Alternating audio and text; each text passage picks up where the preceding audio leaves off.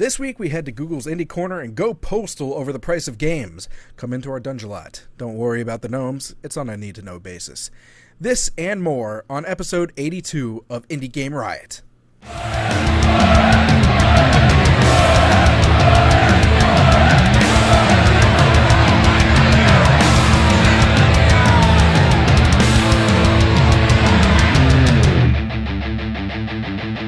Indie Game Riot!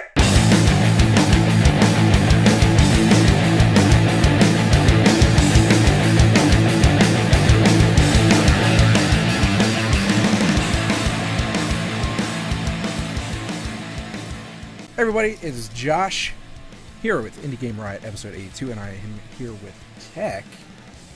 And if you haven't seen the show before, Rev. I almost waved for Rev. Yeah. Half the time he's missing, so you just wait for him. For you, you should have waved for me. Yeah. Just fuck everything up. They're lovers. Right? Josh, do you have the Twitter overlays, right? Is this thing on? What time is it? 7? What's how hot is it? 8 degrees out? Don't do drugs. So we're here with episode 82, and it's going to be a good episode. We got some really good games. Let me first say that, well, no, I'll save it for news. Never mind. Okay. Anyway, right. Go ahead, talk about your weeks. Oh, I don't have a whole lot, so I'll go first. So my car was my car in the shop the last time we talked? Yeah. Yes. Okay.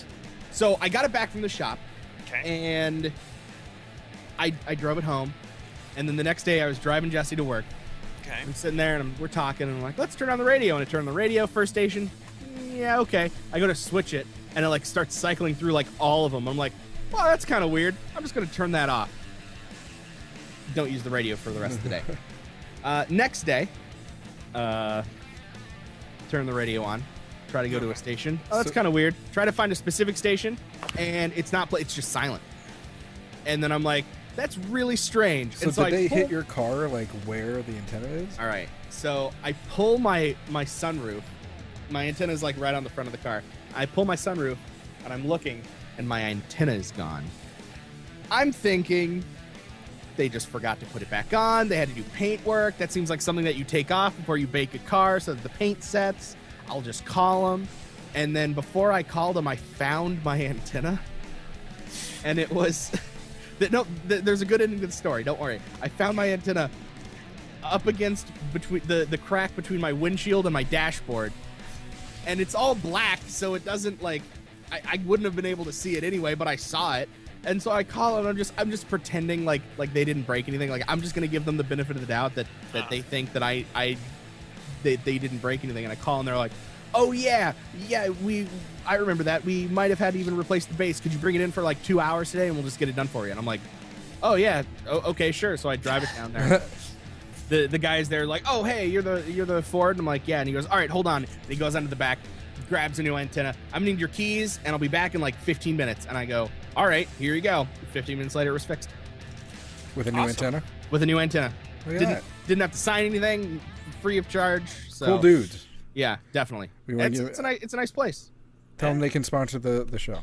Yeah, definitely. And then I also bought a MIDI keyboard. It's a 61 key MIDI keyboard so that Jesse could make music. But then we were playing around with it. There's something going on. That I'm not even kidding. Something just fell or got knocked over or something. Okay. Well, we might witness a brutal murder tonight. Yeah. So. Whatever you do, keep recording. But so last night, her and I were just playing around on it, and we got these really cool tunes, and we were music, songs, and then I hear this stuff, and I'm like, this would be really good video game music. So we're probably gonna do all the music for the game that we're making. Oh, sweet. Cool. Yeah. Awesome. Well, that makes it easy. Well, not easy, but more custom. Yeah, definitely. Yeah, that's what I'm saying. Rev. My week was relatively uneventful until 8 o'clock this morning. It was kind of awkward. I got into work and was like, oh, I'm thinking about running to grab something to eat.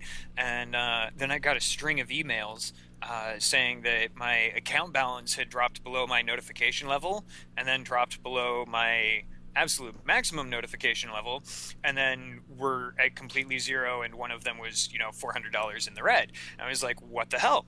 So log in, check out what's going on, and I'm still paying off the massive bridge that they did to my teeth, and I've got like 2 more months worth of payments on this, and the automatic withdrawal time is for the 26th, but I've been calling in around the 16th or 17th and having them pull it out then, just so that I can guarantee that the funds are available and it doesn't get stepped on.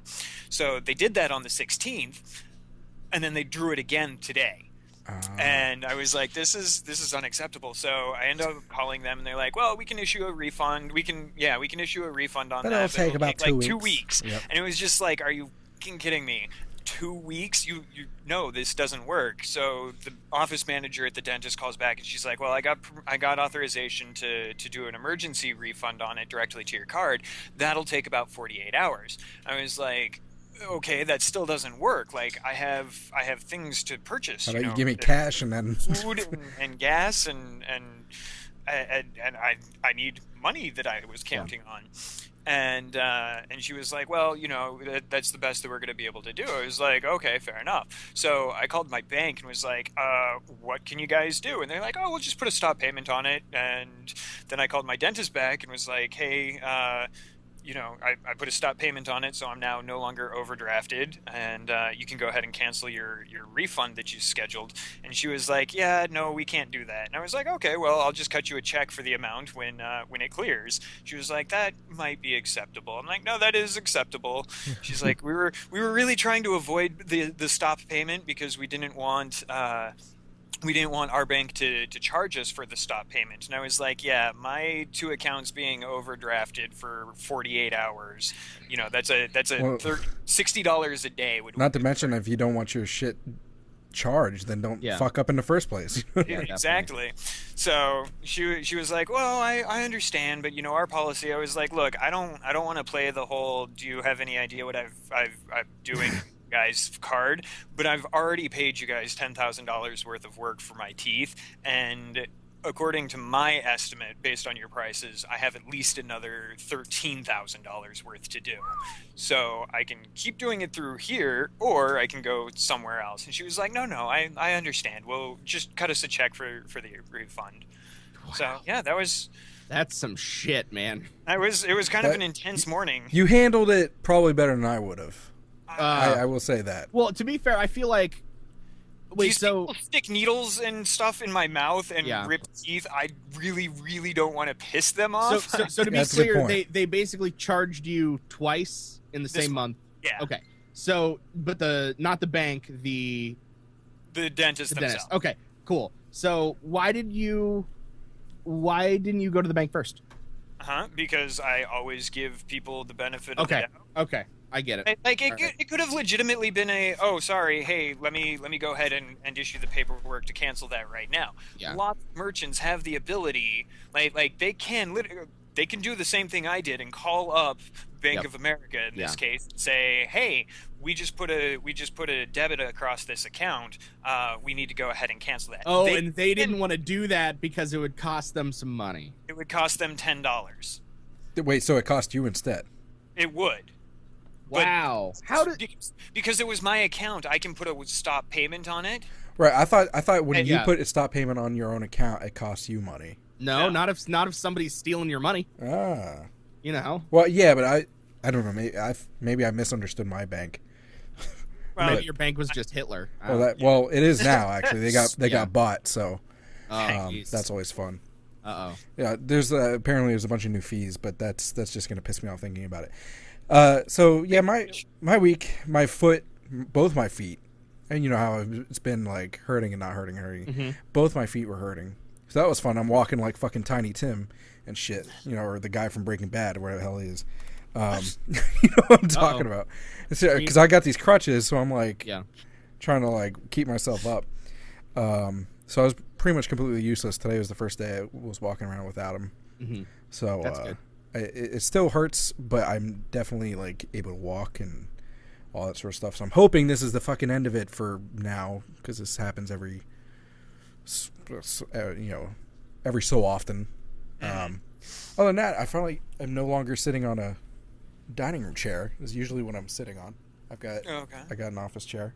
Good. Cool. It's nice. It's like It's nice. It's like I told the girl who was helping me at Staples, and she was. I told her it's like an old man banker chair because of the color and the way it looks, but it's comfy and it's sturdy. So sturdiness is because I have a reputation for breaking chairs, not to mention kids. So yeah. So finally, my ass is comfortable. Okay. You know what else is comfortable? Getting an injection. Yes. An indie news injection. That's right.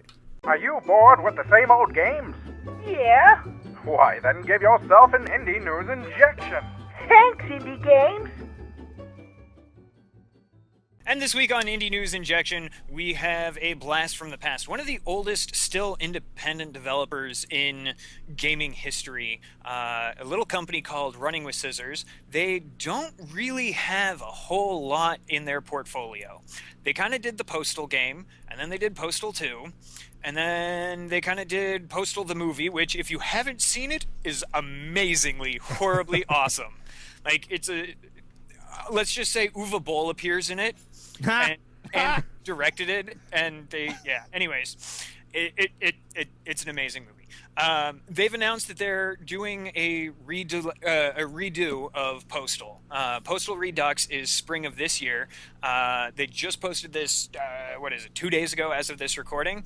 They're adding a new rampage mode and kind of just updating the entire game for modern gaming, and I am so excited, but it's a slight modification to it because Postal was a first-person shooter.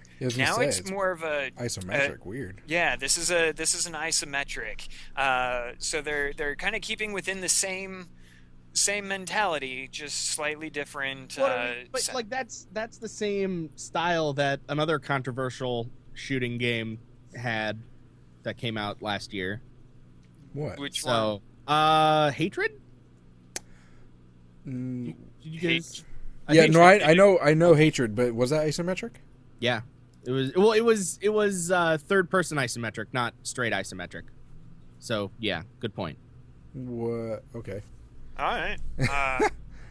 I'm now confused, but anyways, Postal. I'm stoked for it. It's up on Steam, and Prep said Postal 1 was isometric. Was it? I don't recall Postal 1 being... Yeah, it totally was. Yeah, it totally was. Look at that. Totally was. Correction. Yeah, no, okay. I have it too. I think I still have my original copy, like on the CD. Wait, you have crabs but too? Maybe it's just because Postal 2 was like the one that everybody might have been. references, so that's the one that everybody's like brain goes to. That might have been it. That's the one I think of when I think Postal. Yeah. No. Sorry, So they're going back to their roots. I'm a bad Postal fan.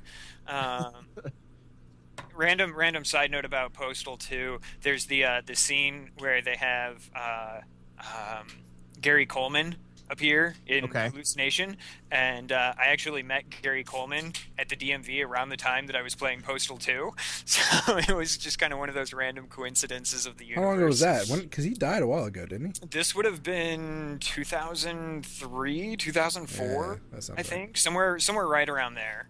Yeah. Yeah. So moving from that to a slightly different indie corner, Google has just announced that they are and have released a new section on the Play Store. You know how they have it broken out into free games and theme games and Christmas games and more games. They have just released the Indie Corner. Now, there's not a lot of options in here right now. There's only like 15 games. They're all free to play at the moment, and I have absolutely no commentary on the quality of those games. None of them I recognize from just a quick scan, but it's curated by Google or Google staff, and apparently it's going to be a thing. We'll see if this category kicks around for a while. Kudos to Google on that too, because we talked about before how indies got buried by clones and bigger companies, and like the freaking King and Zyngas and all that sort of shit. So this is really cool that people are looking for something unique and custom for the most part. I also feel like this is going to be too, so. this might also become the not shovelware section. So that's where everybody can go. It's like, indies. I don't know anything about indies. Oh, look, all these games look good and unique. Yeah, exactly. For the most part. Yeah. For the most part. I mean, and they're doing it. I was actually reading a couple of conversations this morning on after my dentist stuff from various developers that their games are featured there, and the vast majority of them were approached by Google. A couple of them approached Google or had friends that were like, "Hey, you should totally put in a submission for this." But most of them were apparently Google approached them and said, "Hey, we'd like to put your game in this new section. Are you okay with that?" That's pretty cool. So, yeah, cool. Yeah, so definitely check it out on Android. Most curation seems to be good when it comes to that sort of thing. So far. Another corner that might be a little new. For the next game that we are going to be talking about in news, Steam. This game is now on Early Access Steam. You used to only be able to get it on the website, and that game is a little game that Indie Game Riot sort of liked, or maybe it was just me and Tim Donnelly. Factorio! No, it's a cool now game. Early Access on Steam. You can get it for $20. You could only buy the alpha from the website. It is now on Steam in Early Access. I'm super excited for them. For this jump, they're going to reach a lot more people, and go check it out. It looks much better in the Steam videos than I remember it looking. They've been going crazy on the graphical updates, and there's actually an ending now. So that's good. There was an ending before, but it was missing graphics and stuff, and now that's totally been taken care of. Well, Notch apparently really likes this game. But... So I mean, if you're going to talk about these kinds of like, I don't know what genre you would put this in, but Notch is like you would think he's like kind of like at the top of that genre, and he really digs this game apparently. So that should tell you something if you're a fan of Notch's opinion, I guess. What does he know? He only sold a game for like $60 billion. Yeah, really. Yeah, something like that. So that's cool. And what am I missing here? Okay, before we move on to this other thing, I just want to real quick, because I forgot to throw this in at the beginning, that we have just a bit of IGR news, that we have an affiliate link with Tiny Build. The Going Mobile game is a Tiny Build game, so disclaimer there. But we have no obligation to talk good or bad about games. Or any games at all, and any games that we talk about we feel are good. So if you want to help support Tiny Build, developers that Tiny Build publishes, and Indie Game Riot, check out the affiliate link, which will be on our website and in the description. And later we have a special surprise for the game that we're talking about. I was actually just kind of entertained. I'm looking at the list of the games that they've got in their portfolio, and we've spoken about 1, 2, 3. Well, that's the other reason that I was cool with this affiliate link, because they sent an email. 5. And they have much like Devolver, they have a really good eye for games. Yeah. So that's why I was like, all right, definitely affiliate link. That's awesome. So I won't mind supporting them.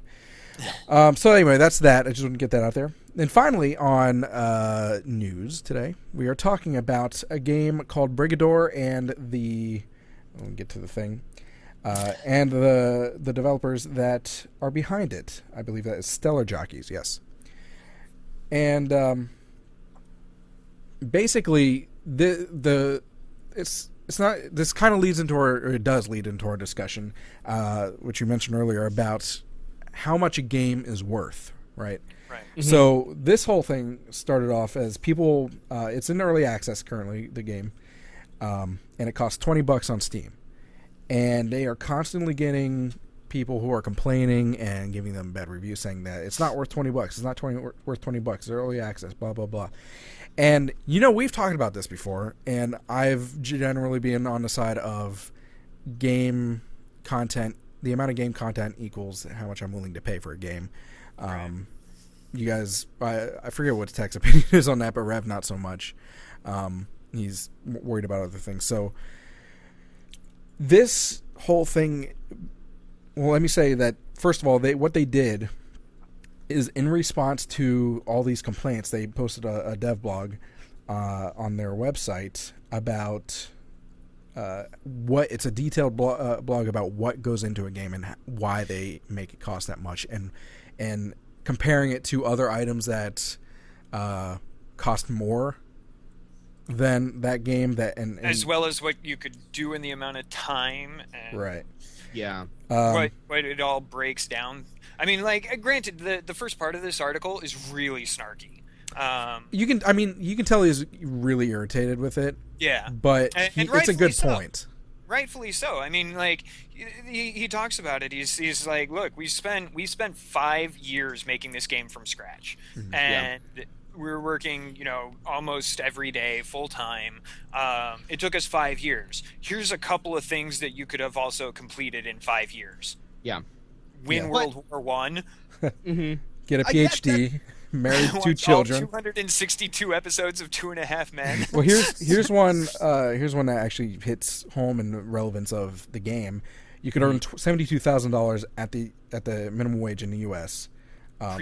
Pre-tax, by the way. Yeah.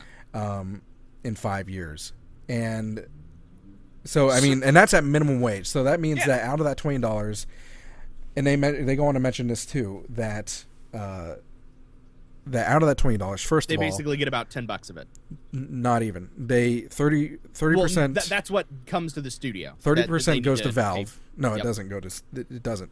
30% goes to Valve, and 30% goes to taxes. So they get about 40%. 40%. So a little bit less than 10. It's like 8 something. Yeah. Right. So out of that 8 something, then they got to pay their contractors. Yep. And they didn't really go into how much they actually have to pay those contractors, but I would imagine it's about 50% of that.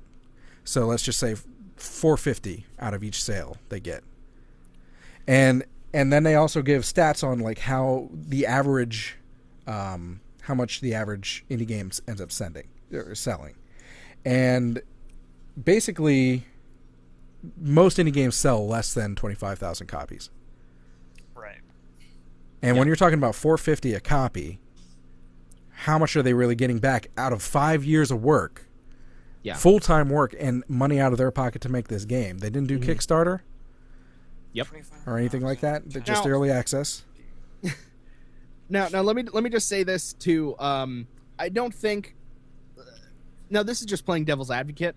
I went to the negative reviews on their Steam, which there are 6, and although I haven't read through all of the long ones, I think a lot of the complaints, by the way, come out of their forums. See, yeah, that would make sense because people who think that it's too much wouldn't buy it anyway to review it. But considering that it has 85 positive reviews and 6 negative reviews, like, I mean, that's a good sign. I think that obviously the game isn't bad. It looks like a cool game, and I mean, I was thinking about actually probably I'm trying to pick it up.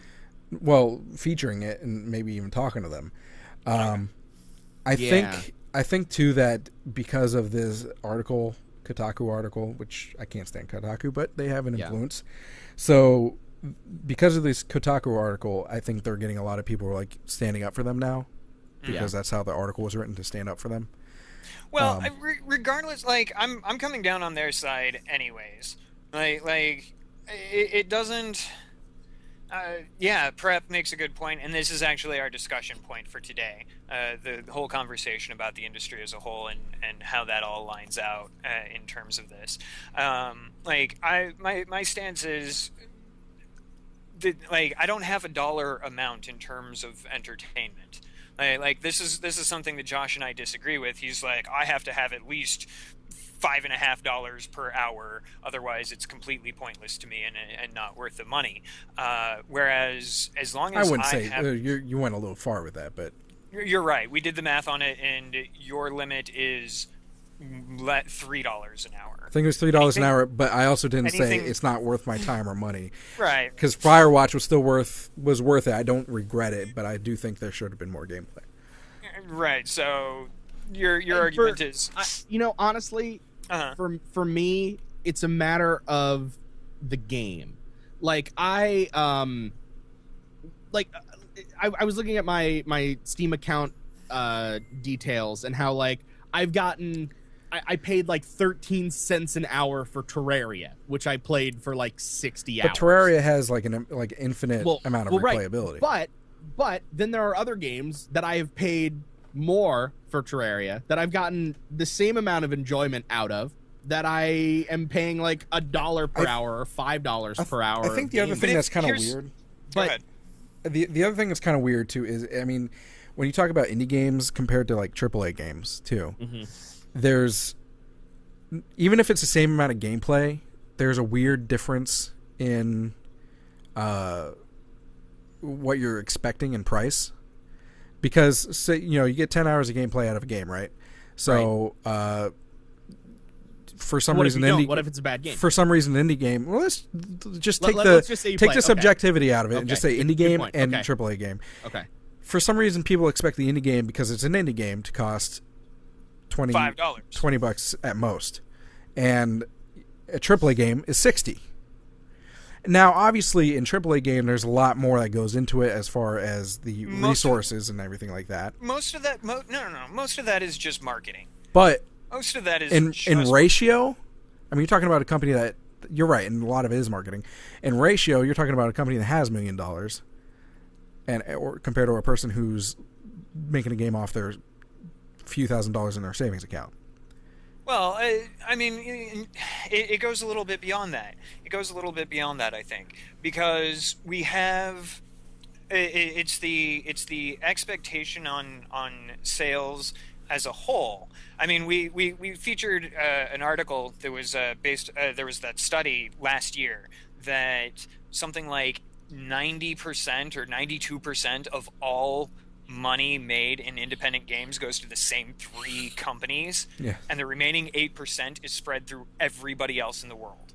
Right. And granted, that is technically a couple of $1 billion, but when you look at how many games there are, how many development teams, how many single developers that are out there, and you're trying to split that amongst, just look at the number of games that we've featured. Well, we just did that, the whole where are they now too? I mean, we took a look at the sales on those, and there were like 2 of them that made 2 or 3 that made like big money, and they were heavily covered and all that sort of stuff, and they were good games. But then the other ones, I mean, Poncho, brilliant example of that. Is a fantastic game. There's there's literally no difference in my mind in terms of game between Poncho and I'm not even going to use my normal comparison of Fez, but how about Braid? Right. And so this idea that a single developer shouldn't be able to charge a decent rate for their product, drives me insane. Okay, well, I mean, how much is your time worth? So but you know what this comes down to? This comes down to whether the value is in the amount of time put into the game, or the value comes from the amount of enjoyment you'll get from a game. Like those are two different values that some like. I'm not saying you're wrong. I'm just pointing out that I see what you're saying. There are different ways of looking at it. Yeah, there are. Those ways are wrong, but no, no. It's okay. Here's a. We'll use this as a kind of example. Okay. How much Dr. Langeskov is 15 minutes long. Right. Yep. Matt, like you can speed run it in 8.5, but if you're really trying to do the collectible everything, you're looking about 15-20 minutes. And it's free. How much would you pay for that? $2. So $2 for do you see what I'm saying? Like that. It's more about the content of the game than the amount of hours that you get from it. But it's just a walking simulator, and you don't do the walking simulators because but here's the thing. Here's the thing. It's also 15 minutes and free. But my point stands, why shouldn't they have been able to, I understand it's their first project to see how they work and kind of get their feet under them as a group. It makes sense for them to make it as a quick, free project. Actually, But if that what? same game came out, like I would have, I'd pay I would $1 have no for it. problem. I'd pay You'd $1. pay $1. I'd pay $1 for it. You would pay $1 for that. You would pay less than a Snickers bar Yeah. All for a right. game. Let me say to I don't like. A I don't soda, buy. a I brought up- can of soda. let me say I brought up 60 cents. I brought up the AAA and indie game comparison and Okay. why there's a different expectation. Like I don't agree with that. I don't agree that when there's the same amount of effort put into something, granted the AAA has more resources and people put into it, but still the same amount of effort put into the same amount of game that If they're not expected less. expected to be cheaper. I don't agree with that. However, I think that there are. I'm afraid that people will start to. Like, I think AAA games should lower themselves. That's how I think. I think AAA games should lower themselves. Are you kidding me? I do. I know they can't. I know they can't. No. Are you legitimately kidding me? Okay, game For prices digital copies. And I'm. But anyway. digital copies. But No, anyway. fuck digital copies. Because AAA games. Sorsha's over there. She's like, yeah, fuck 'em. AAA games have not changed in price since the NES era. They have always been. No, they have not. No. Whoa. Yeah. Hold on. Motherfucker, don't. Where argue have with you me on been this. living? All over the I country. remember and the world. games. I remember games for the NES and SNES costing $30. I remember when they bumped up to 40. I remember when they bumped up to 50, and I remember when they bumped up to 60. And now they're starting to try and push it to $65, $70 for a physical copy game. I think you know what, Josh. You know what I think is making you feel that way. It's because a lot of the games that are coming out now at that price point aren't worth that price point. I can, however, name at least 2 AAA trash titles on a console that I bought, like the titles that I think are definitely worth the full price of the game. Okay. You know, so. But like that ties into the whole. Well, you're talking about games, and I think I know you're talking about games that give you 200 plus hours. No, not necessarily. One of them is. The other one isn't necessarily. But I feel like it's less. Like if the game is 200 hours, like it's sort of like Skyrim. I'm just gonna use Skyrim as an example. When Skyrim was $60, I played I probably played about 20 hours of Skyrim. Not when it was $60. Right. But I played about 20 hours of Skyrim, and after 20 hours of this 1,000-hour game, I was just like, no, this I isn't played about worth it. 60 hours This isn't on worth it. Maybe it was maybe more, maybe I maybe played 100. 10. Maybe I played 10 hours of the game, but it was like, this isn't worth it. This isn't even like a fun. This game I isn't enjoyed even. Skyrim, I didn't. But just as an example. but again, that's subjective. So Like that, well, exactly, but that's sort of the side that I was trying to go towards is it doesn't matter how many hours are in the game. If they don't like the game, they don't like the game. But I okay, don't think like that, why would you, like, if you're gonna, so Dr. Linguskov, you Okay. brought that up. Yep. How long and how much resources do you think it took them to make that game? They have a team of, I believe, 10, and I think they're, if I remember what I was reading correctly, it was a 3 or 6 month project. Right. Okay, that's about what I was thinking. So how much I how much think- like I know it's hard to do, but just like ballpark how much financial, like how much money they sunk into that. Just with collective like resources, time, energy, people, all that sort of stuff. Just ballpark Let's say, just ballpark. So we'll say an average of $50,000 a year per person, divided by a quarter of a year times 10. Somebody do the math. All right, so But while you're doing the math on that, I'm just going to point out All right. that an NES game in 1985 cost roughly $52. That's $90 or less than. It's like $89 because I'm running off of inflation as of 2013. N64 games cost $70. Hell In no. 1990, yes, they did. Where? Everywhere in the Not world. where I lived. Well, then you were buying out of the bargain bin. I bought off the shelves. Like they So- were $70. They were not $70. And that is $100 today. Not 50 bucks. It was.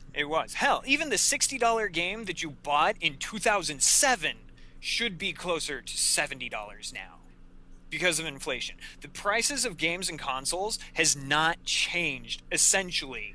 Like, it's always been within about $10. Is that why games are getting shittier? Is that why games are getting shittier? I think so. No, they're getting shittier because, and it's the same thing with movies, that they're spending $500 million plus on production, and then they have to have this huge ass return. But they, getting that huge return is like a slim chance because they're shitty games half the time. So, by the way, I ran the math. Estimated if everybody was paid $50,000 a year for a quarter of a year, I did a third of a year.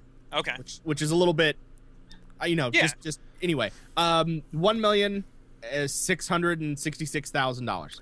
All right, and by that estimated, how much would that be for for them to get that back, just break even? How much would you have to charge per copy of game, right? So I don't know how many people. I guess you can look in Steam Spy maybe how many people actually play that game. Okay. Right. But the point is, it's not going to be cheap. No. Right. But would you pay? Let's just say it was $20. Would you pay $20 for a 15-minute game? In this case, yeah. Hell no, you're not. Well, you might. You're an outlier. I appreciate the experience and the effort that went into it, the artistic capability of this, and what the game provides, using Dr. Langeskov as a prime example, what that game provides to gaming as an industry. And you're right about that. You're right. It does provide a lot to the industry, but I'm not paying $20 for that for a 15-minute game. I don't care how good it is. And then on top of that, I mean, I consider you an outlier, and that's on most things. Plus, it's people that are outliers like you, and then rich people who just have fucking money to burn. They're the only ones that are going to pay for that. So to make exactly that much money, if every person who owned the game bought it, they would have to buy it at $6.15 for that company. Wow, to a lot of people make bought the back. game then. But $271,000. $6 is a little bit more reasonable. But my point stands is that if it costs $20 per person to make that game, right, to break even. Oh, right. So, I mean, it would be higher if you were looking for a profit. So, the point still stands. How many of these people I think that's the difference. I think that's really the difference in perspective that I'm struggling with, because you're looking at it from a for-profit, and every independent developer that I have ever met and talked to. Well, I'm not saying they do it for a profit. The making money would be great. I do it because I love it. I'm not saying that's the driving force behind it, but people got to eat, just like they said in this article. If you sell Dr. Langeskov for $7 a copy, you've managed to eat for a quarter of a year. Right. Okay. So, but I'm just saying the point still stands. The point I was trying to make is, if it cost a certain amount of money, and you were to pay even $10 even for a game that's 15 minutes long, the bigger that price point gets, the less people are willing to buy it. And like I said, there are outliers like you who don't care because you want to support them. Then at that point, if you want to reach a broader audience, you make more game. Yes, that drives the price up, and then it'll also mean that more people will actually buy it. If there is a game, you make more games, that's fine. So if it was, exactly. But it's not like a binary choice where it's one or the other. It's attached with rubber bands. More game equals more justification for price. Less game equals price. Less justification for price. Lower price. The audience is going. Your intended audience is going to be your reflexive, baseline. And yes, you're. I mean, it's the same thing that kept me 6 cents per. This is the same issue that kept me away from The Witness. I think $40 is too much. And this is a different. Here's another thing to throw into this, that I think Jonathan Blow knows that's kind of a high price point for The Witness, even though he put a lot of money and put a lot of time into it. Just based on the industry, he knows that's a high price point. But people will pay it because he's Jonathan Blow. And that's the other point. That's the other thing I'm kind of worried about, is that people like that will just take advantage of the reputation. And maybe that's not such a bad thing. It's just a business thing. Well, but I as a consumer don't really. As opposed to, a AAA game like Halo the Master Chief Collection. Yeah, I don't buy that shit. You didn't, but billions of people did. Not Yeah, really I think they're billions. nuts. And they all got screwed. They got a broken game for $60 plus the cost of an Xbox One because nobody just bought. Again, they're buying off of reputation. Same issue, and that's the issue I'm worried about too with these it costs that much to make this game. Not saying that these people specifically for Brigador are lying, but you know what I mean. And also Prep brings. There's a couple other points I just want to bring up to move the conversation forward. Prep brought up a good thing in the chat saying that the Seals Medium and things like that are taking chunks out of their profit are also very effective, and it's like 30% from Steam.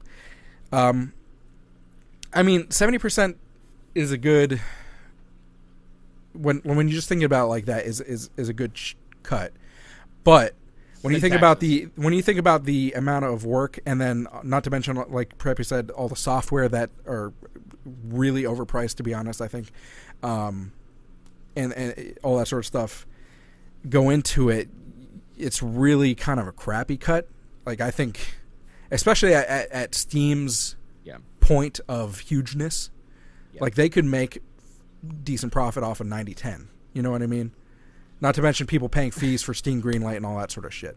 So, and then they have a bunch of other revenues, avenues of income, I should say. Basically, well, I guess the core of this discussion is: are the developers wrong, or are the consumers wrong? I don't think either one's wrong. I think there's sides to both. The other thing, and to the part, and I mentioned earlier that this article did actually, even though I'm still fighting for the cost ratio, but the thing that made me be like, okay, I get where you're coming from and understand it more, is what they're really, they broke it down to how much they would have to sell. So it said $20 a copy. So once you factor in Valve's take taxes, that's $10 a copy. And then that's actually more, as we discussed, than what it actually is. And not to mention that they particularly live in Illinois, which isn't the consumer's fault, but they do have a high income tax rate at 5%. And then they have to pay. Then they calculate it without having to pay their contractors anyway, or any other like software fees or anything like that. So to pay themselves at minimum wage, you'd have to sell 25,000 copies of the game, which, as we established, is pretty. It's a rare thing. It's pretty hard to do. And then once you factor in the contractors and all that sort of stuff, that jumps up to about 50,000 copies, which is really hard to do. And then once you want to make a decent living out of that, you'd have to, I think they added on another 16,000 copies on top of that. And how many games can you really think of that sold over 50,000 copies? Didn't like 10 off the top of my head total. Yeah. Maybe. And Brigador out of how many games that come out? Well, exactly. Well, think of it like this. Dropsy has sold, or there are 62,000 owners of Dropsy. How much should we discover? It was like $500-some thousand for him. Something like that. But then you got it again. All the cuts and so you start cutting 30% of that, 60% of that for taxes and thing, and then he has to pay Jolly Corps because he helped, and then Devolver gets a cut, and then whatever is left. Licenses come out from software. He really doesn't get that much. He might have made like, what would you say the equivalent salary is? Like, let's say just ballpark 30 to 45,000. Maybe for a year. Maybe around 50. And I mean, you can make a living off of that. And the game did a good job. Yeah, you could. Well, not even necessarily a good job. You could just get a job.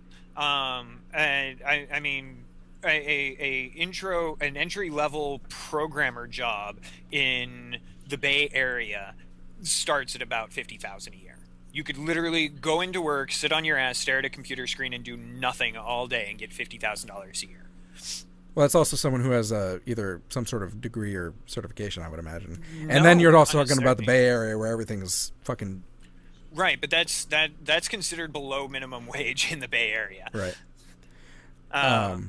But I mean, even still, Utah, for example, you wouldn't consider that a huge high cost of living place. I've got several friends that have taught themselves a programming language and have no actual professional anything with it, and got a job at $65,000 a year. So I think in the end, just to wrap this up, I think that it is very subjective. That's really what it comes down to, and depends on your point of view of things. And I don't know, because I've never played it as far as Brigador goes, if I would consider it worth $20 or not, but I don't fault them either way. Yep. Because of this, I understand and it. To be fair, I think they handle. I just have to. Well. I just have to protect myself as a consumer, even though their side also makes sense. It's kind of a situational thing. You also have the option to do returns. That too. You have the ability. Yeah. That too. And since we can continue using Langoskov as our example. Doesn't their return policy say you have to have less than 3 hours or something like that? It's like less than 2. Yeah. So you play the game, you buy the game at $20 or $7, play it for the 15 minutes that it takes, and go, oh no, this doesn't. That's probably the other reason they might as well have made it free anyway. Yeah. But so just to end it on these things, here's some things that cost more than the $20 game. Let's see, where am I? Oh, a toilet plunger, a trash can, Calvin Klein's men's underwear, just one, a fruitcake, no one will ever eat, Point Break remake on Blu-ray, which no one bought anyway, a calendar, and a shitty Nickelback poster. So there you go. Yes. So Nickelback, and the next comment after that list is actually the part that I empathize with the most. It's bad enough that there's a Nickelback poster worth more than the game we've spent 5 years building. Worse still is to have people come along and announce that our game is only worth about as much as this other more common Nickelback which is about poster, $13.50. which is $13. By the way, before we move on to the next segment, I hate Nickelback. If you were one of the people complaining about the prices, don't put a fucking negative review on our game because of it. Keep it to your fucking self. I don't think I read a single review. I'm just saying, just putting it out there because there are people that would do that. Only give constructive criticism if there is a negative review.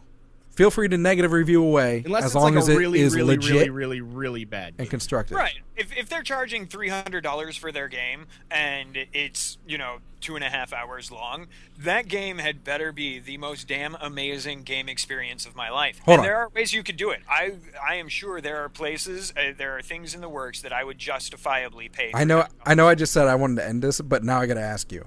Okay. Where is the line for you? For me? Yeah. I don't know. Haven't found one yet. Because you just mentioned $300 for a 2-hour game.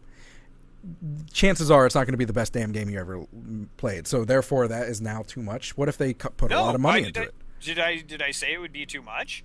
You said it better be the best damn thing that you ever played. I didn't say I wasn't going to pay. And if it's not, then right, what? But that goes back to the perceived value of the title. But I'm not saying I wouldn't pay it. I'm not saying. Because I mean, right? But if it's the best damn game you've ever played, yeah, it would be $300 steal. Right, but if it's not, I smoked a pack a day for almost a decade. That is $5 a day that I literally burned spending $300 on a 2-hour game that I will then have the ability to play for the rest of my life, even if it is only 2 hours and the same 2 hours over and over and over again. It's still worthwhile. I bought Dark Souls on sale for $35 because I just happened to, there was one in the bargain bin. It's the same game every time you play it. Every time. Nothing changes. Period. But I've logged lots of hours in that. Yeah, but how many times can you play Dr. Langoskov until you're this is branching off. Anyway, at the moment I have 4.5 hours in Dr. Langoskov. This is branching off. Let's let everybody who's listening at home weigh in the comments down below on YouTube or on our website, or if you're listening to us on in a podcast app, then go to the YouTube or the website, indiegameriot.com. All right. Starting a riot because fuck segues.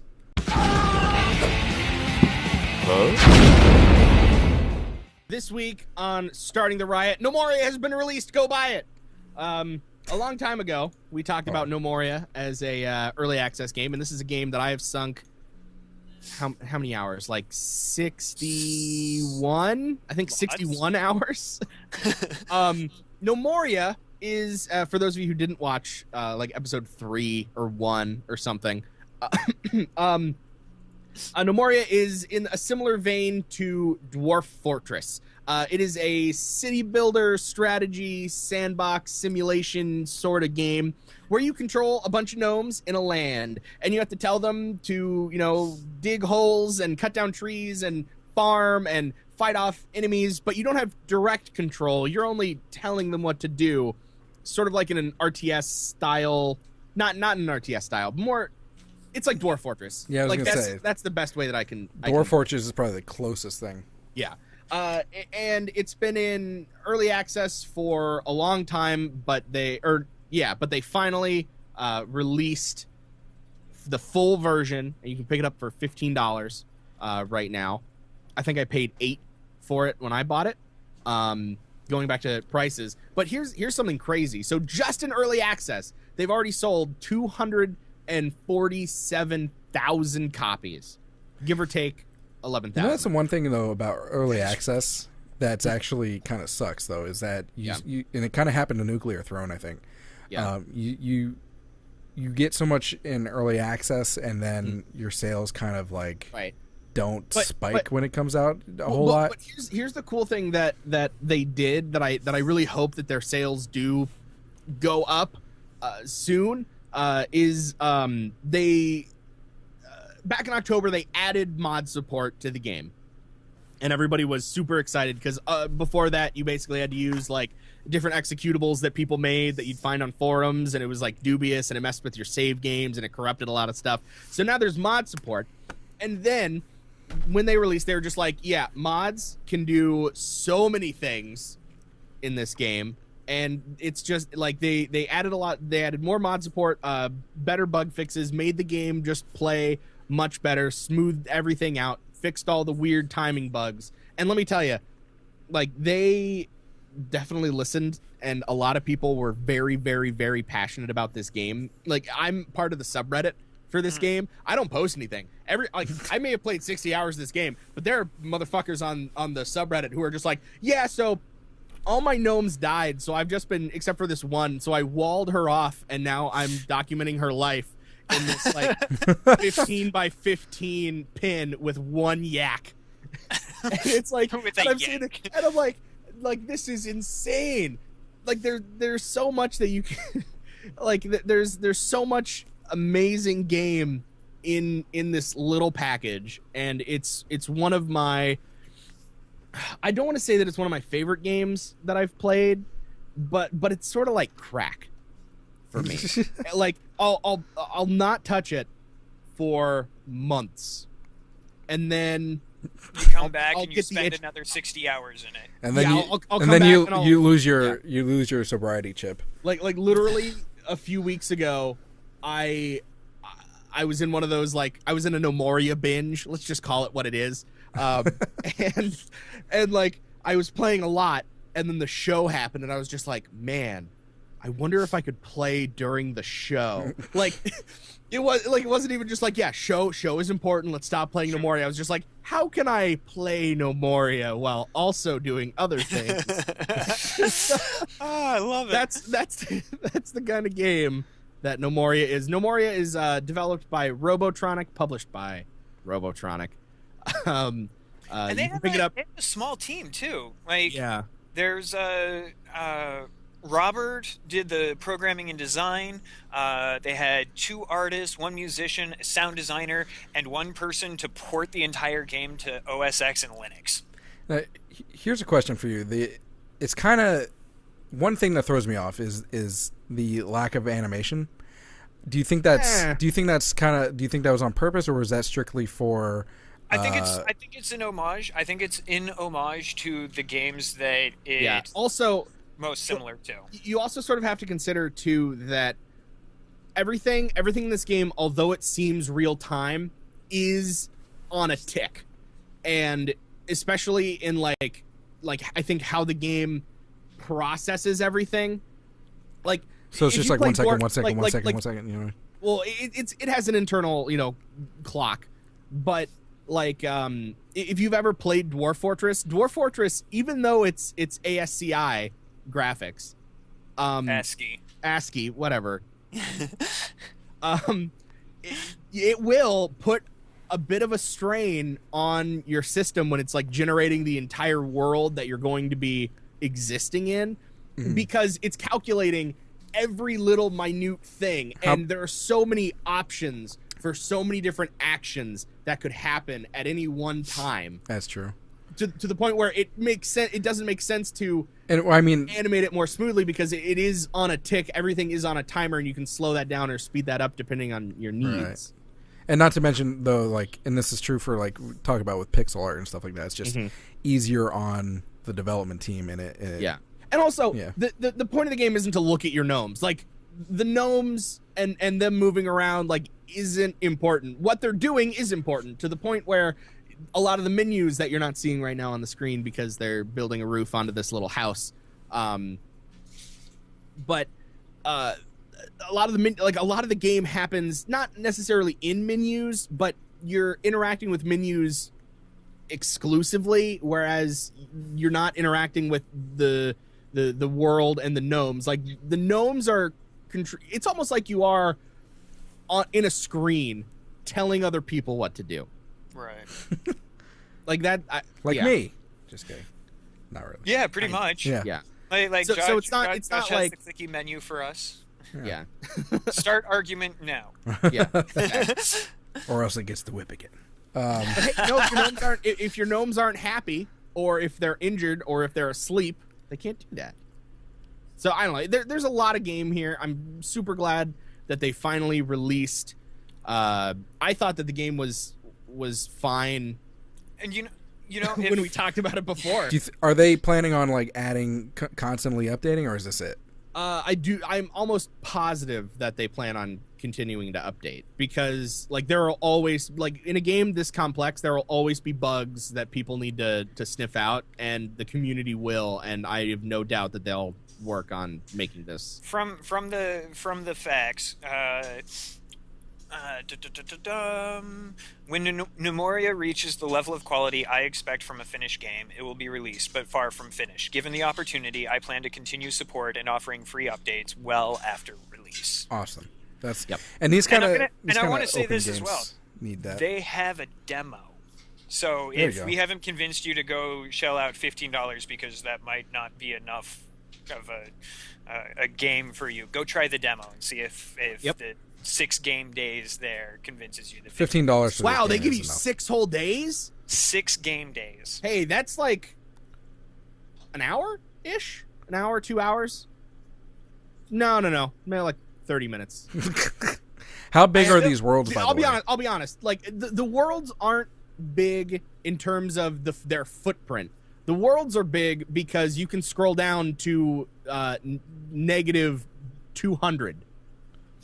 So you can mine. Okay. So they're mine- huge, deep, like in height, Yes. but not in width.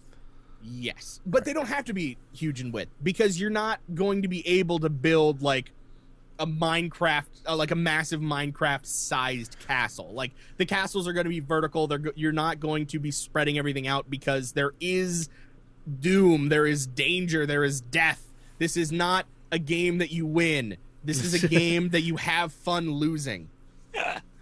No, I'm not. I'm serious. No, I'm serious. You can't win Gnomoria. Gnomoria is not, well, it's winnable when you make your own goals. But it is not a game that you win. It is a game that you have fun losing. Yeah. Losing is fun. You heard it here first, folks. Losing is fun. In this game, losing... Okay. Quit school. Sometimes losing is fun. Sometimes losing is absolutely excruciating. Luckily, they do give you enough world-generating options to, like, turn off things like golems, because fuck golems. I don't like them. I don't want to play with them. But you can turn on so much stuff that makes this game so absolutely incredibly hard. Hey man, have you ever? You know what a golem is in this game? A golem is when you have a chunk of either like rock or dirt or metal in an area at a certain height that doesn't have enough light after a certain amount of days, within a certain proximity of gnomes, and then they get up and they're like fucking impossible to kill. And it's like, if you want that sort of challenge, you know what else is impossible to kill? What's that? My boner, because we're going to the peep show. Please give all your attention to Early Access.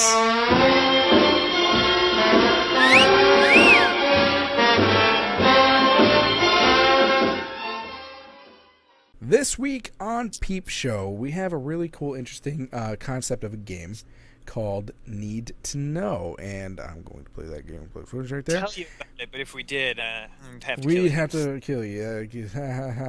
So, Need to Know is on Kickstarter currently. They are, it is, first of all, it's created by Monomyth Games, and they are looking for $20,541. And they have exceeded that goal already. With 13 days to go, they are at $69,769. So people are already jumping all over this. And honestly, $20,000-ish is not that much to really ask for when you're talking about an indie game on Kickstarter.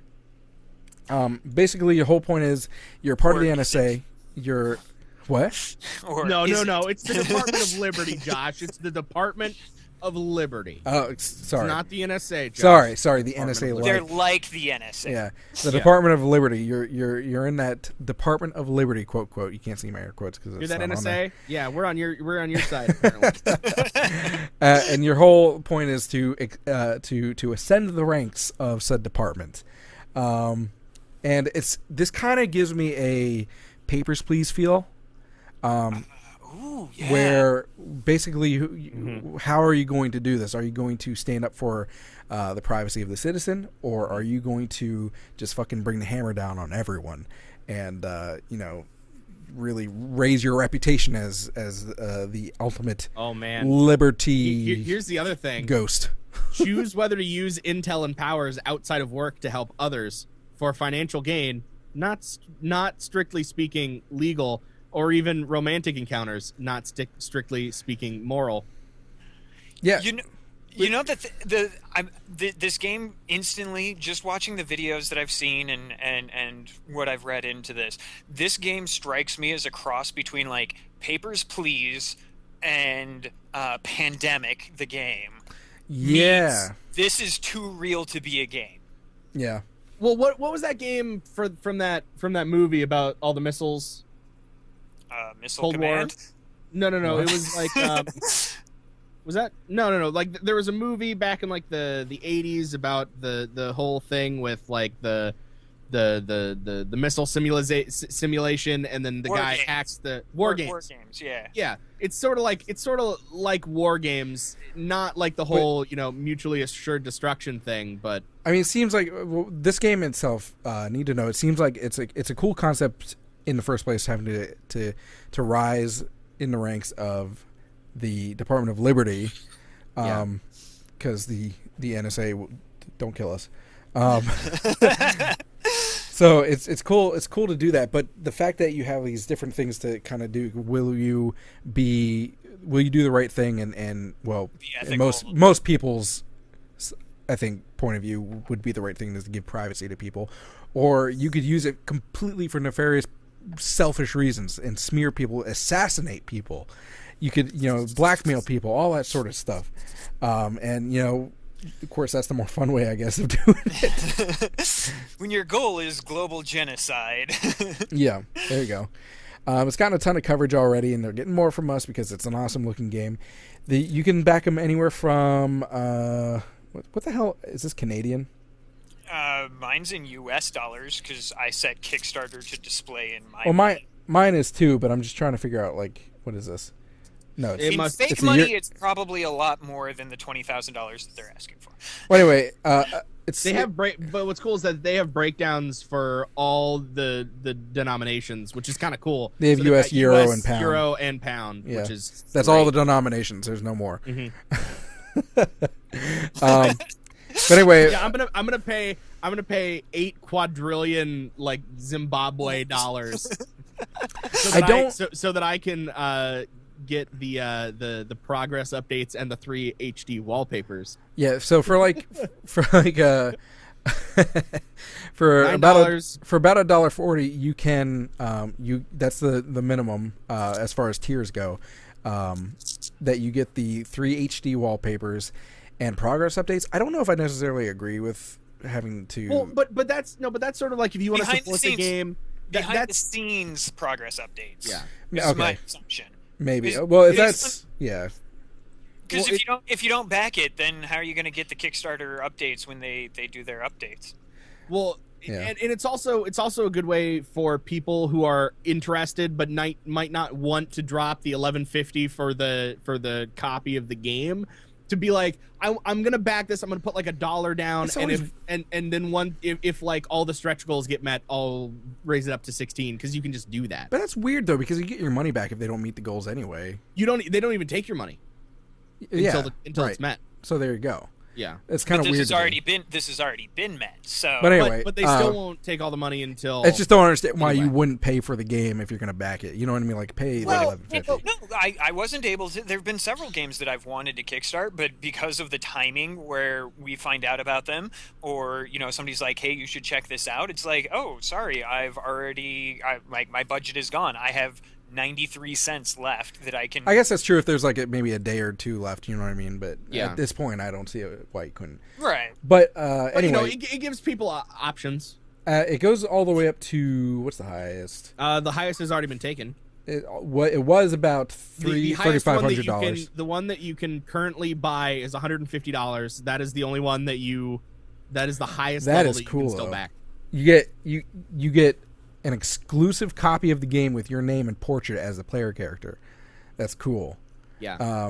And your personalized logo in the game. Yeah, that's actually pretty cool. And all the previous rewards, which is T-shirt, personalized department logo. What's the highest one that they still have left? $106. 150. 106. 149. 106. 106. I'm looking at the... Yeah, $106. I'm looking at US dollars because that's the only denomination. It's weird. I'm logged in and it's still saying about. I don't get it. $106, and that gives you your likeness in the game, a T-shirt, and all the rewards previously. So, still, actually, getting your likeness in this game is actually pretty cool to me. Yeah, the devs put that in there. I'm excited for this one. They've unlocked a bunch of different stretch goals already. They're already up to their bonus mission 5, 95,000. Wait, did they unlock? Oh no, they just declassified it. That's that's what 90. Oh yeah, they've declassified it. Yeah, I don't understand. They've declassified it, but that doesn't make sense. I'm scrolling back up. I was looking at their budget, and sorry, because they're only at 70,000. So why is 95,000 already unlocked? Anyway. I don't think it's unlocked. I think that you can see it, but you can see the one that's locked too. So the 70,000 one, yeah, has it does say. Yeah, I don't get it. I would assume, yeah, okay. But anyway, the stretch goals that they It's in Australian dollars. We'll say it's that. Oh, okay. How much is that in actual Aussie dollars? It really doesn't matter. The point is that they have... It's telling me USD here, but then it's not telling me Australian here. Right. Point is that they have stretch goals unlocked. That's all. I don't know which one's actually now, but... Anyway, it's a really cool game and the concept I really want to play. And if you're a fan of games like Papers, Please, I think you're really going to like this. Go back in now. 13 days left, so you have plenty of time, and you can get them far and above what they're asking for, and more cool stuff to be added. And, of course, you're just supporting the developer as well. And they're aiming to release it this year. If they get enough money, maybe they will, because they'll just be able to code. Yep. Well, they said that they came to Kickstarter with the amount that they did so that they could get it released this year. Oh, there you go. Wow, that's awesome. Well, let's hope that they stick to that then. Yeah, I don't expect that. Like things happen. I understand. Yeah. So. You also if you're gonna make they a just claim added like a lot that, of though. shit to the game. Yeah. With Yeah. all those stretch goals. But Well, hey, I think they were saying, was it it's this only game? February. Was it this game? If they were saying that the stretch goals may not be added in initially at release, and that they'll do it as free updates, like free DLC or I something didn't like that. see that. It might have been a different game I was Yes, looking at. Yeah. Some stretch goals will be released Yeah. as free add-ons to the game after release, unless they can be completed in time. Right, because they want to make sure they hit their. But that's release date. awesome, isn't it? Like, why would you wait an extra year for 5 more missions when you could just get the game that's core and then have those come in? Like, that adds a lot of value to the game if somebody's saying like, oh, I didn't get the Kickstarter, but I know that it's going to get 4 updates with these new missions, so all of a sudden the value on Steam goes up. Yeah. There you go. You have down the road, you might be interested in playing this game again if you beat the whole thing. You know what else has a lot of value? What? Free fun. Nope. Tiny Build Games. Going mobile. Oh.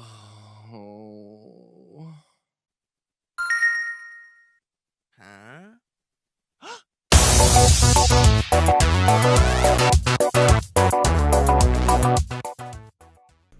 Here we go. 3, 2, 1. And this week on Going Mobile, we have a little game by a little company called Red Winter, published by Tiny Build, and the game itself is called Dungelot: Shattered Lands. When Josh put this into our show notes and said, "Hey, this is our mobile game," I took a look at the link that he provided, and it links to Steam, not my cell phone. So I had to go hunting for it. Fortunately, it's not hard, but it's 99 cents on the Android store, on the Play Store. I don't know if it costs otherwise on iOS, if it's available there. But no, this is a really fun kind of procedurally generated dungeon crawler that it's part Candy Crush, part Darkest Dungeon, part Dungeons and Dragons, if that makes sense. Mechanically, I think I've encountered every major mechanic in the game at this point, but it's a quick, fun game. You're tapping your screen, you're unlocking the screens, the squares next to the doorway to get down to the next level, and you're fighting monsters. They've got boss monsters, your health, your attack power, etc., various status effects, equipped items, spells, and you just kind of see how far you can go. Thus far, I think I'm at level 35 or so in about 3 hours. Well, 5 hours because I played today while I was at work.